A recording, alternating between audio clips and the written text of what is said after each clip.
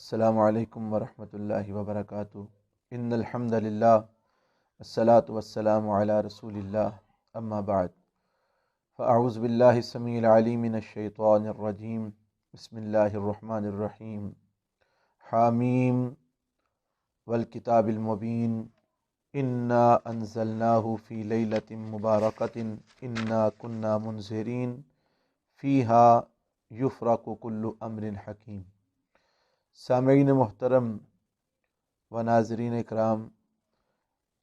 شعبان کا مہینہ جس کی آج 13 تاریخ تکمیل کی طرف رواں دواں ہے اور مغرب کے بعد 14 تاریخ ہو جائے گی، اس مہینے کی 15ویں تاریخ کو 15 شعبان کو اس بارے میں یہ کہا جاتا ہے کہ اس رات کے اندر فیصلے کیے جاتے ہیں اور اس رات کے اندر اللہ تعالیٰ لوگوں کے گناہ معاف فرماتے ہیں، اور اس رات کے اندر جس نے مرنا ہے اس کا نام، اس کا پتہ جھڑ جاتا ہے، اور جس کی اولاد ہونی ہے اس کا نام لکھا جاتا ہے، جس کا نکاح ہونا ہے اس کا نام لکھا جاتا ہے۔ اس طرح کی یہ ساری باتیں جو اس رات کے حوالے سے مشہور ہیں، آج ہم نے قرآن و حدیث سے اس کا تھوڑا سا جائزہ لینا ہے کہ آیا یہ بات کتاب و سنت سے ثابت ہے کہ نہیں۔ اس کی دلیل کے طور پر یہ آیات پیش کی جاتی ہیں جو ابھی میں نے آپ کے سامنے پڑھی ہیں۔ یہ سورہ الدخان 25 پارہ اور سورہ الدخان کی ابتدائی آیات ہیں۔ ان کے اندر اللہ تعالیٰ فرماتے ہیں انا انزلناہ فی لیلۃ مبارکہ۔ اللہ تعالیٰ نے پہلے قسم اٹھائی، حامیم والکتاب المبین، کتاب مبین کی قسم یعنی قرآن مجید کی اللہ نے قسم اٹھائی، اور قسم اٹھا کے فرمایا انا انزلناہ فی لیلۃ مبارکہ، بے شک ہم نے اس قرآن کو برکت والی رات میں، لیلہ مبارکہ میں نازل فرمایا۔ اور آگے فرمایا فیہا یفرق کل امر حکیم، کہ اس رات کے اندر حکمت والے معاملات کے فیصلے جو ہے نا وہ کیے جاتے ہیں۔ اب سوال یہ پیدا ہوتا ہے کہ یہ رات جس میں اللہ تعالیٰ نے قرآن کو نازل کیا، جو برکت والی رات ہے، جس میں حکمت والے معاملات کے فیصلے ہوتے ہیں، جس کے بارے میں یہ مشہور ہے کہ اس میں نامے لکھے جاتے ہیں، نامے جھڑتے ہیں، اس کے اندر جس کا نکاح ہونا ہے اس کا نام لکھا جاتا ہے، جس کی اولاد ہونی ہے اس کا نام لکھا جاتا ہے، جس نے فوت ہونا ہے اس کا نام جو ہے نا وہ جھڑ جاتا ہے، اور جس نے پیدا ہونا اس کا نام لکھ دیا جاتا ہے۔ تو یہ رات کون سی ہے؟ آیا یہ شعبان کی 15ویں رات ہے یا کوئی اور رات ہے؟ تو اگر ہم قرآن پہ تھوڑا سا غور کریں تو قرآن ہمیں یہ بتاتا ہے کہ وہ رات جس میں فیصلے ہوتے ہیں، یہ وہ رات ہے جس میں اللہ تعالیٰ نے کتاب مبین کو، قرآن مجید کو نازل فرمایا۔ اب ہم قرآن سے پوچھتے ہیں کہ وہ رات جس میں قرآن نازل ہوا، وہ کتاب مبین جس میں نازل ہوئی، وہ رات کون سی ہے؟ تو قرآن کا دوسرا مقام 30 پارے میں اللہ فرماتے ہیں بسم اللہ الرحمن الرحیم، انا انزلناہ فی لیلۃ القدر، کہ ہم نے اس قرآن کو قدر والی رات میں نازل فرمایا۔ اور قدر والی رات یہ جو ہے نا وہ رمضان المبارک کے مہینے میں آتی ہے، جس طرح کہ ساری دنیا کو معلوم ہے کہ رمضان المبارک کے آخری عشرے میں قدر والی رات جو ہے نا وہ آتی ہے، جس کو لیلۃ القدر بولتے ہیں۔ اور یہ لیلۃ القدر رمضان کے اندر ہے، اس کی دلیل قرآن سے بھی ملتی ہے۔ قرآن مجید سے ہم نے پوچھا کہ یہ رات جس میں قرآن نازل کیا گیا، جس میں قرآن اترا، لیلۃ القدر، یہ کون سے مہینے میں ہے؟ تو قرآن کہتا ہے شہر رمضان الذی انزل فیہ القرآن، کہ یہ رمضان کا مہینہ ہے جس کے اندر قرآن نازل ہوا۔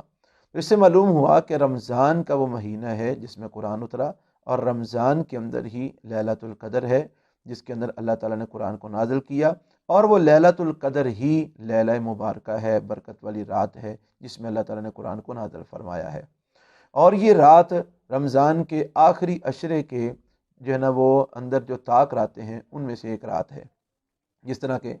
حدیث مبارکہ میں موجود ہے، اور یہ روایت جو ہے نا وہ سیاستہ کی کتب کے اندر کتاب الصوم میں یہ موجود ہے۔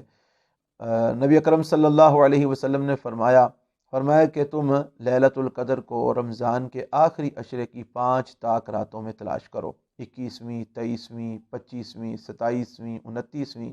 ان 5 میں سے ایک رات لیلۃ القدر ہے، تم اس لیلۃ القدر کو ان 5 راتوں میں تلاش کرو۔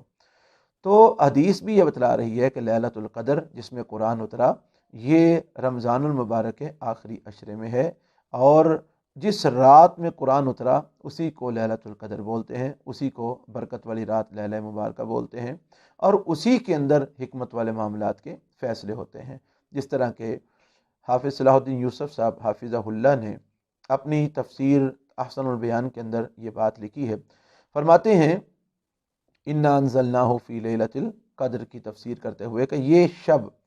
قدر رمضان کے عشرہ اخیر کی طاق راتوں 21ویں، 23ویں، 25ویں، 27ویں، 29ویں میں سے کوئی ایک ہوتی ہے۔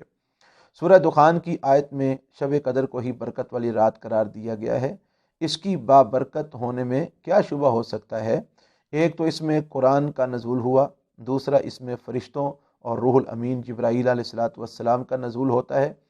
تیسرا اس میں سارے سال میں ہونے والے واقعات کا فیصلہ کیا جاتا ہے، چوتھا اس رات کی عبادت 1000 مہینے یعنی 83 سال 4 ماہ کی عبادت سے بہتر ہے۔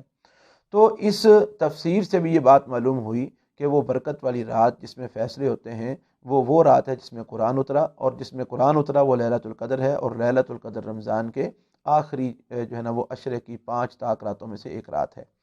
اسی آیت کی جو سورہ دخان کی آیت ہے جس کو 15ویں شعبان کی دلیل کے طور پر پیش کیا جاتا ہے، اس کی تفسیر کرتے ہوئے حافظ ابن کثیر رحمۃ اللہ علیہ نے تفسیر ابن کثیر میں یہ بات لکھی ہے، فرماتے ہیں یقول تعالی مخبرا عن القرآن العظیم انہ انزلہ فی لیلۃ مبارکہ وہی لیلۃ القدر کما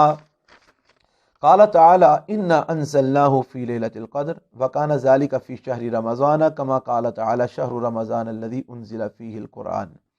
فرماتے ہیں اللہ تعالیٰ قرآن عظیم کے بارے میں خبر دیتے ہوئے فرما رہے ہیں کہ اس نے قرآن کو برکت والی رات میں نازل کیا ہے، اور وہ رات لیلۃ القدر ہے، جیسا کہ اللہ تعالیٰ نے قرآن کے دوسرے مقام پر فرمایا کہ انا انزلناہ فی لیلۃ القدر، ہم نے اس کو لیلۃ القدر میں نازل کیا ہے، اور یہ لیلۃ القدر رمضان کے مہینے میں ہے، جیسا کہ اللہ تعالیٰ نے فرمایا رمضان کا وہ مہینہ شہر رمضان الذی انزل فیہ القرآن، کہ رمضان کا وہ مہینہ جس میں قرآن نازل کیا گیا ہے۔ اب یہ مفسرین اس بات پر متفق ہیں کہ وہ رات جس میں قرآن اترا اور وہ رات جس میں فیصلے ہوتے ہیں وہ رمضان المبارک کے آخری عشرے میں لیلۃ القدر ہے، اور اسی کے اندر قرآن اترا اور اسی کے اندر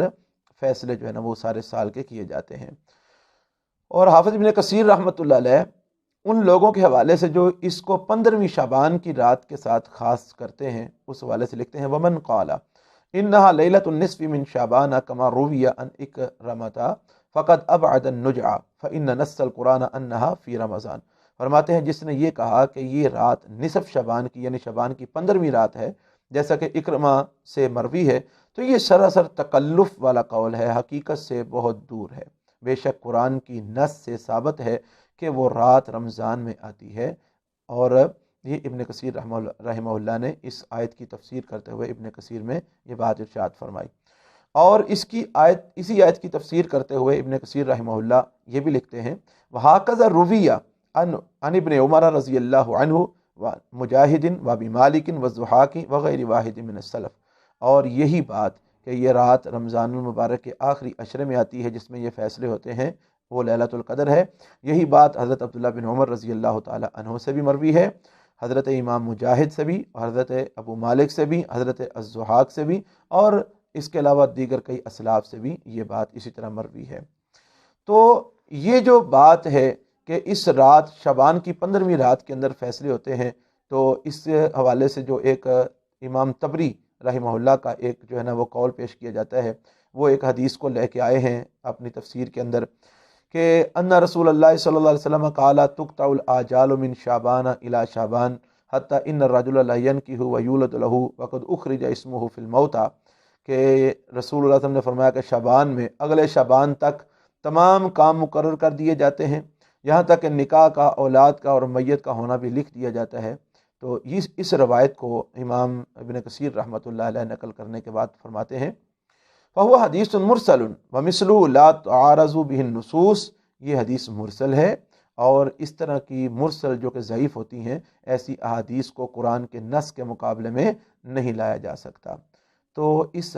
ساری بات سے یہ بات معلوم ہوئی کہ وہ رات جس کے اندر فیصلے ہوتے ہیں وہ شعبان کی 15ویں رات نہیں، وہ لیلۃ القدر ہے جو رمضان کے آخر میں آتی ہے اور اس کو لیلہ مبارکہ کہا گیا ہے۔ تو شعبان کی 15ویں رات میں نہ فیصلے ہوتے ہیں، نہ اس رات میں قرآن اترا، اور نہ ہی اس رات کی کوئی مخصوص عبادت اللہ کے رسول صلی اللہ علیہ وسلم سے کسی صحیح حدیث سے ثابت نہیں ہے، اور نہ ہی اس دن کا کوئی روزہ اللہ کے رسول صلی اللہ علیہ وسلم سے ثابت ہے۔ تو ہمیں وہ عمل کرنا چاہیے جو رسول اللہ صلی اللہ علیہ وسلم کی سنت سے ثابت ہے، اور جو آپ سے ثابت نہیں ہے اپنی طرف سے اس کو دین بنا کے اس پر عمل کرنا یہ بدعت ہے، اور بدعت گمراہی ہے۔ اللہ تعالی ہم کو بدعت سے بچنے کی اور سنت پر عمل کرنے کی توفیق عطا فرمائے۔ السلام علیکم ورحمۃ اللہ وبرکاتہ۔